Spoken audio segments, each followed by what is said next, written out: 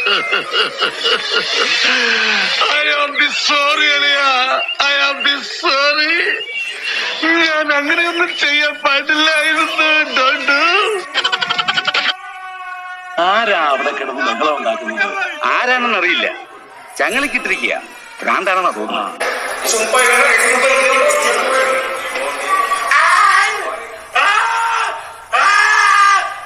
ഓര കണ്ട അറപ്പ് മാറിയവനാ ഞാൻ. സെൻട്രൽ ജയില് എനിക്ക് ചിൽഡ്രൻസ് പാർക്ക് പോലെയാ.